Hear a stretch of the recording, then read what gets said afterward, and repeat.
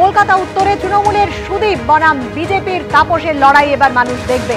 উত্তর কলকাতার মানুষ এবার দুষ্টের দমন শিষ্টের পালন করবেন। কেউ সবুজ রং মাখালেও স্বাগত, কিন্তু স্লোগান থাকবে গেরুয়ার পক্ষেই। কলকাতা উত্তরের বিজেপি প্রার্থী হয়ে মন্তব্য করলেন তাপস রায়।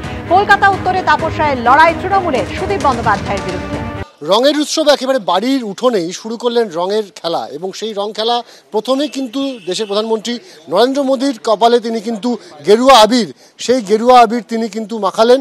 আমরা কথা বলবো একবার তাপস রায়ের সাথে, যিনি কলকাতা উত্তরের বিজেপি প্রার্থী। তাপসদা, দিনের শুরু একেবারে বাড়ি থেকে নামলেন, প্রথমেই মোদীজির ছবিতে আপনি আবির দিলেন, কি বলবেন? আজকে তো ভারতবর্ষের সিম্বল উনি। আজকে দোলের দিনে, হোলির দিনে তাকে গেরুয়া আবির দিয়ে শুরু হলো আমার আজকের দোল পূর্ণিমার বা হোলির যাত্রা। এবং সারাদিন কি আজকে বিভিন্ন জায়গায় রঙের মধ্যেই থাকবেন? যেখানে যেখানে আমাকে ডেকেছে বা যেতে হবে সর্বত্রই আমি যাব, আমার সহকর্মীদের কাছে, মানুষের কাছে, নির্বাচক মণ্ডলীর কাছে। এই সকাল থেকে দেখছি কর্মীরা বাড়িতে চলে এসেছেন আবির নিয়ে, আমরা দেখতে পাচ্ছি আবির নিয়ে উপস্থিত রয়েছে।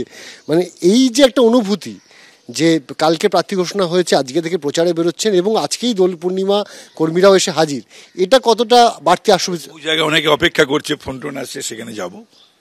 আমরা কথা বললাম তাপস রায়ের সাথে, আমরা দেখতে পাচ্ছি যে তাপস রায়কে পায়ে আবির দিচ্ছেন বিজেপি কর্মীরা, এবং তারা কিন্তু এখানে আমরা দেখলাম যে মোদিজির ছবিতে তিনি প্রথমে আবির দিলেন, গেরুয়া আবির, এবং তারপর তাপস রায়কেও কিন্তু আবির দেওয়া হচ্ছে। এবং তিনিও কিন্তু বলছেন যে এখনও সারাদিন অনেক জায়গায় তাকে যেতে হবে এবং সেখানেও কিন্তু কর্মীরা অপেক্ষা করছে। ফলে দোলযাত্রা এবং হোলি দুটো একসাথে পড়ে যাওয়ায় সেই উৎসব কিন্তু তিনি প্রচারের মাধ্যমে, যেমন প্রচারের সঙ্গে যেমন তিনি পালন করবেন, ঠিক তেমনভাবে জনসংযোগের বার্তা হিসেবেও কিন্তু তিনি দিচ্ছেন এবং বলছেন যে নরেন্দ্র মোদী কিন্তু দেশের ব্র্যান্ড এবং দেশের কিন্তু সিম্বল নরেন্দ্র মোদী। ক্যামেরা অজয় দাসের সাথে অনির্বাণ বিশ্বাস, এবিপি আনন্দ, কলকাতা।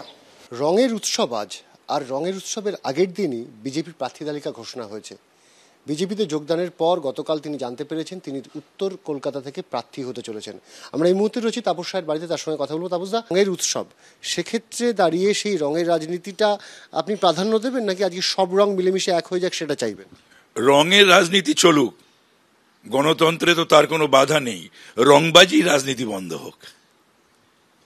দু নম্বর বিষয়, ধরুন আজকে আপনি বিভিন্ন জায়গায় জনসংযোগে যাবেন, প্রচারে বেরোবেন, স্বাভাবিকভাবেই সাধারণ মানুষের সাথে আপনার যে পরিচিতি, উত্তর কলকাতা তো আপনার নিজের গড়, আপনি নিজেকে ভূমিপুত্র বলেন এখানকার, স্বাভাবিকভাবেই সেই জায়গায় যদি কোনো তৃণমূল কর্মী এগিয়ে এসে আপনাকে সবুজ আবির মাখাতে চায়, আপনি কি সেটা সাদরে গ্রহণ করবেন? নিশ্চয়ই। তার রং, তার পছন্দের রং যদি আমাকে সে মাখাতে চায়, আমার গায়ে দিতে চায়, তাতে ধরতে হবে, বুঝে নিতে হবে যে তার বা তাদের সমর্থনটা আছে আমার ওপরে। তা না হলে রং দিতে আসবে কেন, রং মাখাতেই বা আসবে কেন? আমার স্লোগান থাকবে মুঝে রং দে গেরুয়া। আপনি যেদিন ভোটে লড়বেন সেই একই দিনে আপনার ছেড়ে আসা বিধানসভা আসন বরানগর, সেখানেও প্রার্থী, সেখানেও ভোট হবে, স্বাভাবিকভাবে আপনি কি সেখানে প্রচারে যাবেন? 100 বার যাব। উত্তর কলকাতা গাই তো একেবারে, উত্তর কলকাতা যেখানে শেষ হচ্ছে বরানগর সেখান থেকে শুরু। আমি আমার দলের প্রার্থীর হয়ে আমি সেখানে প্রচারে যাব, মিটিং করব, মিছিল করব, সবকিছুই করব। আপনার যেটা গড় ছিল বরানগর, সেখানে আপনি বলছেন যে আপনি বিজেপি প্রার্থীর হয়ে মিছিল করবেন, মিটিং করবেন, প্রচারে যাবেন, তাহলে এটাও একটু খোলসা করে দিন যে প্রার্থীটা কে হচ্ছে।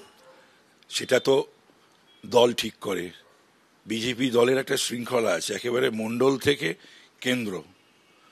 সুতরাং তারা যাকেই প্রার্থী করবে, যিনি প্রার্থী হবেন, তার জন্য আমার শুভেচ্ছা থাকবে, পরিশ্রম থাকবে,